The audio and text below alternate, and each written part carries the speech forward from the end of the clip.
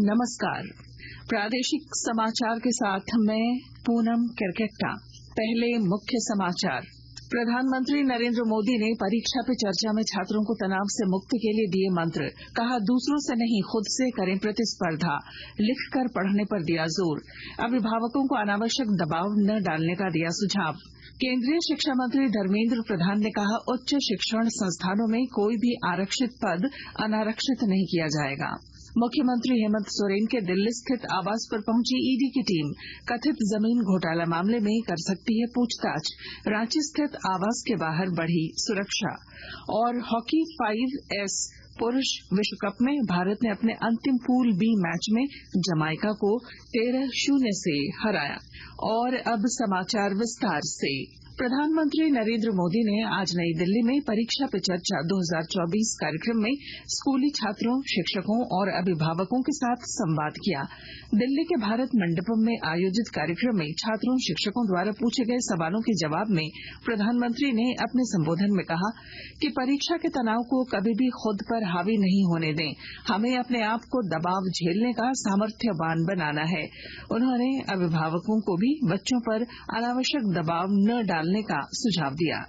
किसी भी प्रकार के प्रेशर को झेलने के लिए सामर्थ्यवान बनाना चाहिए। दबाव बनता रहता है तो खुद को तैयार करना पड़ता है। दबाव को हमने अपने तरीके से इस स्थिति से जीतना है, ये तो संकल्प करना होता है। दूसरा कि जरा दबाव के प्रकार देखें। खुद ने ही जो अपने लिए तय करके रखा है और बड़ा दबाव खुद ही अनुभव करते हैं। मैं समझता हूं हमने उतना स्ट्रेच नहीं करना चाहिए कि जिसके कारण हमारी एबिलिटी ही टूट जाए। दूसरा, माँ बाप प्रेशर पैदा करते हैं, ये क्यों नहीं किया, चलो जल्दी उठते नहीं हो, पता नहीं एग्जाम है। कृपा करके माँ बाप इन चीजों से बचे। परीक्षा के दौरान आने वाली चुनौतियों पर प्रधानमंत्री ने अपनी चर्चा में कहा कि चुनौतियां और स्पर्धाएं न हो तो जीवन बहुत चेतनाहीन हो जाता है। उन्होंने छात्रों को खुद से प्रतिस्पर्धा करने का सुझाव दिया। साथ ही माता पिता को अपने ही बच्चों में तुलना करने से बचने का आग्रह किया। उन्होंने छात्रों को लिखकर पढ़ने पर जोर दिया। मेरी आज की पीढ़ी के साथियों से बहुत मेरा आग्रह है कि कृपा करके आपकी एग्जाम में एक बड़ी चैलेंज होती है लिखना। आप अपना ध्यान प्रैक्टिस में इस पर कीजिए और लिखना जितना होगा शार्पनेस ज्यादा आएगी। और अपनी लिखी हुई चीज को 3 बार 4 बार पढ़ के खुद करेक्ट कीजिए। जितना ज्यादा खुद करेक्ट करोगे आपकी उस पर ग्रिप बहुत ज्यादा आएगी। अगल बगल में कौन क्या करता है छोड़ो। जितना ज्यादा अपने आप पर फोकस करोगे उतना ही ज्यादा आपका क्वेश्चन पेपर पर फोकस होगा।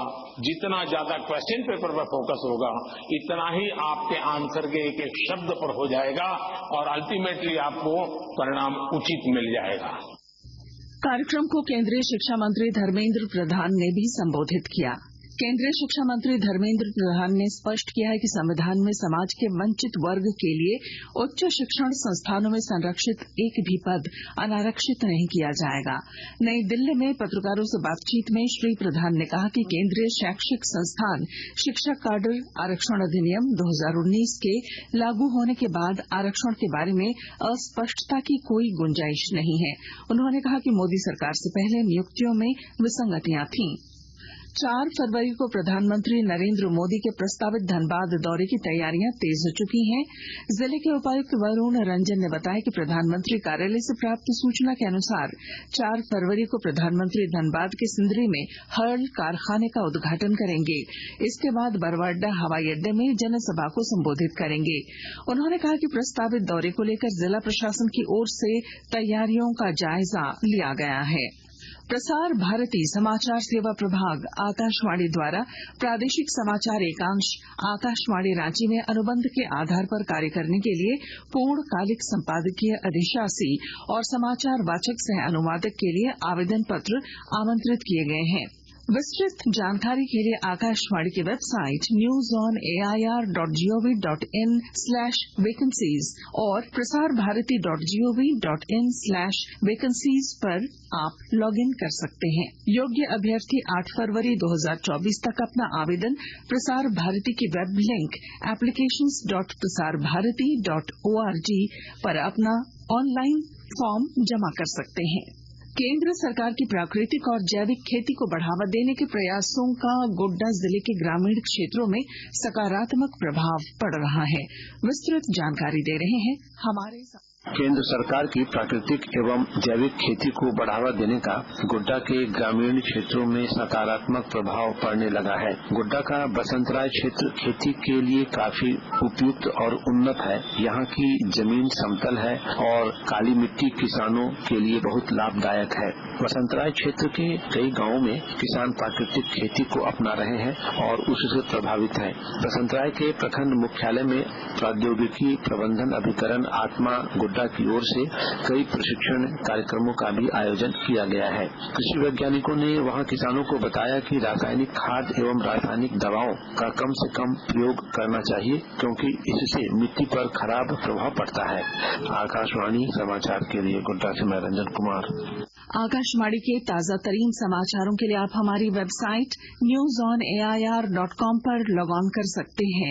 ताजा समाचार X handle @AIR news alerts और Facebook page All India Radio news पर भी उपलब्ध है। आप प्रादेशिक समाचार एकांश के X handle @AIR news _Ranchi और फेसबुक इंस्टाग्राम पेज तथा YouTube channel AIR news Ranchi पर भी हमारे बुलेटिन सुन सकते हैं। प्रादेशिक समाचार आप आकाशवाणी रांची से सुन रहे हैं। झारखंड के मुख्यमंत्री हेमंत सोरेन के दिल्ली स्थित आवास पर ईडी की टीम पहुंची है। ईडी की टीम कथित भूमि घोटाले से जुड़े मनी लॉन्ड्रिंग मामले में पूछताछ कर सकती है। इधर मुख्यमंत्री के रांची स्थित आवास के बाहर सुरक्षा बढ़ा दी गई है। राज्य के मुख्य सचिव एल ख्यांगते ने आपात बैठक बुलाई है। प्राप्त जानकारी के अनुसार कांग्रेस ने अपने सभी विधायकों को रांची पहुंचने का निर्देश दिया है। आपको बता दें कि इससे पहले भेजे गए समन में मुख्यमंत्री हेमंत सोरेन को 27 जनवरी से 31 जनवरी तक ईडी के सामने पेश होने को कहा गया है। एजेंसी ने उनसे पेशी के लिए जल्द तारीख बताने को कहा था। जामताड़ा जिले के नारायणपुर और जामताड़ा प्रखंड कार्यालय परिसर में जिला विधिक सेवा प्राधिकार की ओर से मेगा विधिक सशक्तिकरण और जागरूकता शिविर का आयोजन किया गया। इसके माध्यम से ग्रामीणों को विभिन्न कानूनी जानकारियों के अलावा केंद्र सरकार के विकास एवं जन कल्याणकारी योजनाओं की जानकारी दी गई और उसका लाभ लेने के लिए प्रेरित किया गया। कई लाभुकों को ऑन द स्पॉट लाभान्वित भी किया गया। चतरा जिले के हंटरगंज प्रखंड के किसान इन दिनों नील गायों के कारण परेशान हैं। प्रखंड की 500 एकड़ भूमि पर लगी फसल अब तक नील गायों के झुंड ने या तो खा ली है या रौंद दी है। संबंधित किसान रेंज फॉरेस्ट ऑफिस आकर आवेदन के माध्यम से क्षतिपूर्ति का दावा कर सकते हैं। गणतंत्र दिवस समारोह के हिस्से के रूप में आज नई दिल्ली के ऐतिहासिक विजय चौक पर बीटिंग रिट्रीट समारोह आयोजित किया जाएगा। समारोह की शुरुआत बैंड की शंखनाद की धुन से होगी। कोविड से जुड़े मामले डेंगू और चिकनगुनिया के मरीजों की होने वाली आरटीपीसीआर जांच के लिए चतरा सदर अस्पताल में आरटीपीसीआर लैब की स्थापना की गई है। लैब के संचालन के लिए 2 टेक्नीशियन बहाल किए गए हैं। जिला महामारी पदाधिकारी आशुतोष कुमार ने बताया कि इमरजेंसी कोविड रिस्पांस पैकेज 2 के तहत जिले में आरटीपीसीआर लैब की स्थापना की गई है। FIH 5S पुरुष विश्व कप के फाइनल पूल बी मैच में ओमान के मस्कट में भारत ने आज जमाइका को 13-0 से हरा दिया। जमाइका पर भारत की इस जीत से भारतीय टीम प्रतियोगिता के क्वार्टर फाइनल में प्रवेश कर गई है। यह मैच कल खेला जाएगा। टीम इंडिया के पूर्व क्रिकेट कप्तान MS धोनी ने दिल्ली हाईकोर्ट से कहा है कि 2 पूर्व बिजनेस पार्टनर्स द्वारा उनके खिलाफ दायर की गई मानहानि याचिका सुनवाई योग्य नहीं है। और अब अंत में मुख्य समाचार। प्रधानमंत्री नरेंद्र मोदी ने परीक्षा पे चर्चा में छात्रों को तनाव से मुक्ति के दिए मंत्र। कहा दूसरों से नहीं खुद से करें प्रतिस्पर्धा। लिखकर पढ़ने पर दिया जोर। अभिभावकों को अनावश्यक दबाव न डालने का दिया सुझाव। केंद्रीय शिक्षा मंत्री धर्मेंद्र प्रधान ने कहा उच्च शिक्षण संस्थानों में कोई भी आरक्षित पद अनारक्षित नहीं किया जाएगा।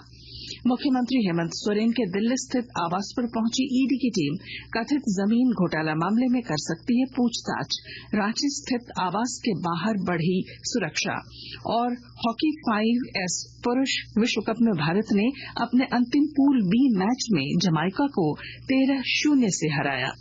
और इसके साथ ही आकाशवाणी रांची से प्रादेशिक समाचार का ये बुलेटिन समाप्त हुआ। नमस्कार।